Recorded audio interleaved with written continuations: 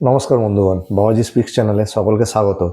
তো বন্ধুগণ, আপনারা সকলেই জানেন যে আইপিএল 2025 2026-এর যে মিনি অকশন, সেটা কিন্তু এই দুদিন আগে কিন্তু অনুষ্ঠিত হয়ে গেছে মিনি অকশন। তো এই মিনি অকশনটা এবারে কিন্তু যে আইপিএল এর মিনি অকশন হলো, এটা কিন্তু অ্যাকচুয়াল যে ইন্ডিয়ান যে আনক্যাপ প্লেয়ারদের তাদের অকশন হলো। তো আনক্যাপ প্লেয়ার বলতে মানে যারা এখনো অবধি ইন্ডিয়া টিমের হয়ে খেলেনি, এখনো অবধি ইন্ডিয়া টিমের হয়ে সুযোগ পায়নি, তো তাদেরকে আমরা আনক্যাপ প্লেয়ার বলি।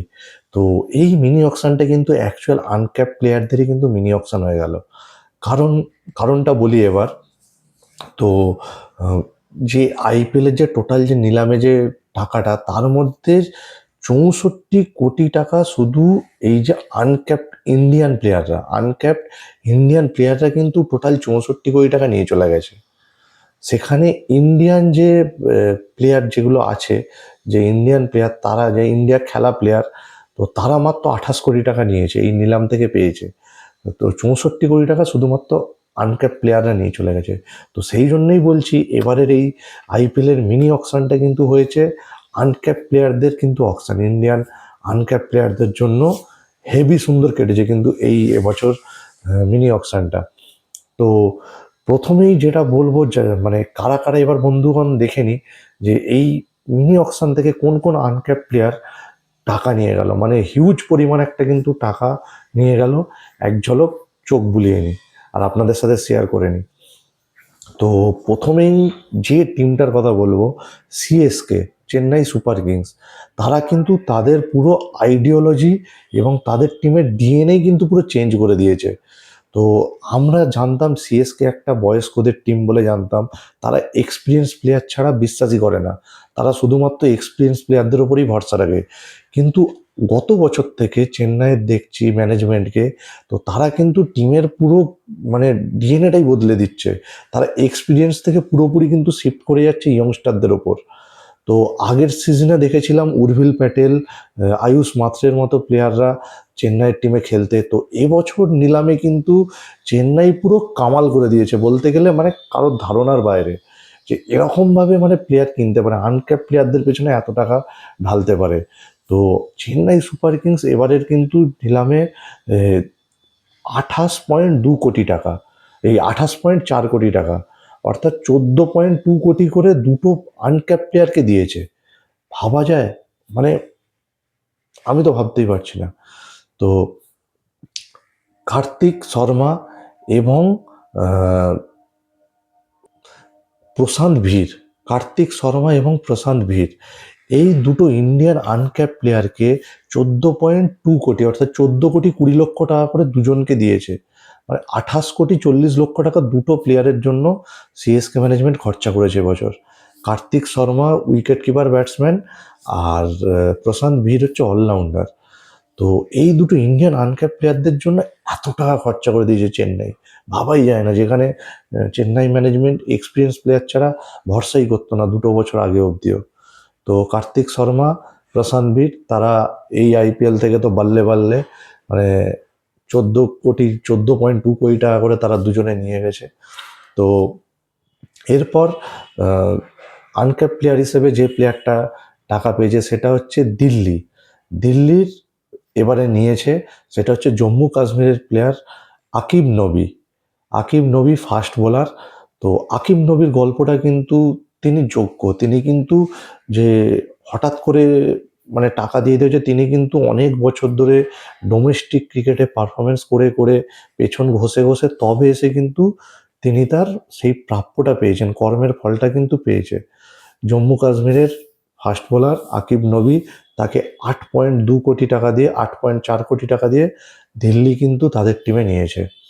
তো যেটা বলবো, যেটা বল মানে বলার বন্ধুগণ, যে এখন কিন্তু শুধুমাত্র আর সেই পুরোনো দিনের ব্যাপারটা নেই, এখন কিন্তু এটা কলিযুগ। এখন যে ইন্ডিয়া খেলতে হবে তবে আইপিএলে টাকা পাবো, সেটা কিন্তু নয়। তার জন্য ইন্ডিয়া জাতীয় দলের হয়ে খেলার দরকার পড়ে না আইপিএলে। তোমার যদি ট্যালেন্ট থাকে ডোমেস্টিক লিগ বা সৈয়দ মুস্তাক আলী ট্রফি এবং ডোমেস্টিক লিগগুলোতে যদি ভালো পারফরমেন্স করো, তোমার যদি ট্যালেন্ট থাকে, এখন কিন্তু তাহলে কিন্তু ইন্ডিয়ান ক্রিকেট কিন্তু তার সম্মান তোমাকে দেবে। তার প্রাপ্য তুমি পাবে। এখন কিন্তু আমরা সেটাই দেখতে পাচ্ছি।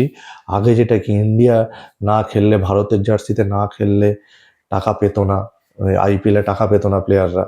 সেই প্লেয়াররাই টাকা পেত যারা ইন্ডিয়ার হয়ে খেলতো জার্সি পরে। এখন কিন্তু সেটা না, এখন উল্টে গেছে, এটা কলিযুগ। এখন যদি ডোমেস্টিক লেভেলে, তার জন্য ইন্ডিয়া খেলার দরকার পড়ে না। ইন্ডিয়া না খেলেও শুধুমাত্র ডোমেস্টিক লিগে পারফর্ম করে এবং তুমি কিন্তু অনেক বেশি টাকা কিন্তু পেতে পারো আইপিএলে। এখন সেটাই কিন্তু দেখা যাচ্ছে। তো আকিব নবীর গল্পটা কিন্তু মানে তিনি কিন্তু তার প্রাপ্যটা অনেক বছর ওয়েট করে তবে পেয়েছেন। ডোমেস্টিক লিগে বছর বছর পারফর্ম করে তবে কিন্তু এই টাকাটা তিনি পেয়েছে। তো দিল্লি তাকে দলে নিয়েছে 8.4 কোটি টাকা। তো এরপর মঙ্গেশ যাদব, তো এই তিনি অলরাউন্ডার, মধ্যপ্রদেশের অলরাউন্ডার। তিনি 5.2 কোটি, অর্থাৎ 5,20,00,000 টাকাতে এই আনক্যাপ প্লেয়ারটা কিন্তু আরসিবিতে সাইন করেছে, আরসিবি নিয়েছে। তো এই ক্ষেত্রে আমার মনে হয় রজত পতিদারের, মানে যেহেতু রজত পতিদার আরসিবির ক্যাপ্টেন, তো তিনিও মধ্যপ্রদেশ থেকেই আসেন এবং তারই হয়তো কিছুটা ইনফ্লুয়েন্স বলবো বা কিছু, তার জন্য হয়তো এই মধ্যপ্রদেশের এই মঙ্গেশ যাদব তিনি হয়তো এত টাকা পেলেন। তো 5.2 কোটি টাকায় তাকে আরসিবি সাইন করিয়েছে। আর এরপর কলকাতা কিন্তু একটা প্লেয়ার তুলেছে, সেটা হচ্ছে তেজস্বী দহিয়া। তো ইনি দিল্লি প্রিমিয়ার লিগে তিনি কিন্তু অসাধারণ পারফর্ম করেছে। Batsman, wicket keeper batsman. তো তার পেছনে কলকাতা কিন্তু 3 কোটি টাকা খরচা করেছে। তেজস্বী দাহিয়াকে কিন্তু নিয়েছে, wicket keeper batsman, uncapped player, Delhi premier লিগে অসাধারণ পারফরমেন্সের ফল তিনি কিন্তু এই আইপিএলে অকশনে পেলেন। তো কলকাতা তাকে নিয়েছে 3 কোটি টাকায়। আর লখনৌ সুপার জায়ান্ট একটা প্লেয়ার তুলেছে, সেটা হচ্ছে আকসাদ রঘুবংশী। আকসাদ রঘুবংশী তাকেও কিন্তু 2 কোটি টাকা দিয়ে এই অলরাউন্ডারটাকে লখনৌ সুপার জায়ান্টস কিন্তু তার দলে নিয়েছে। আর কলকাতা আরেকটা প্লেয়ার তুলেছে, সেটা হচ্ছে যে বিহারের কিন্তু নামকরা নেতার ছেলে, পাপ্পু যাদবের ছেলে, সার্থক রঞ্জন।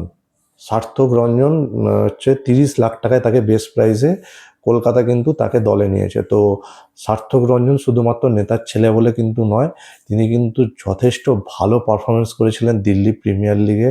অসাধারণ খেলার ফল তাই তিনি কিন্তু এই নিলামে পেয়েছে।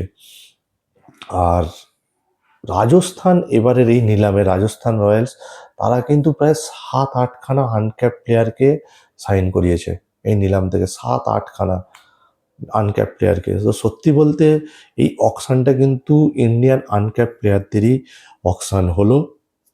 তো আনক্যাপ প্লেয়াররা কিন্তু অনেক বেশি টাকা নিয়ে গেল যারা ইন্ডিয়া খেলা ইন্ডিয়ান প্লেয়ারদের থেকে।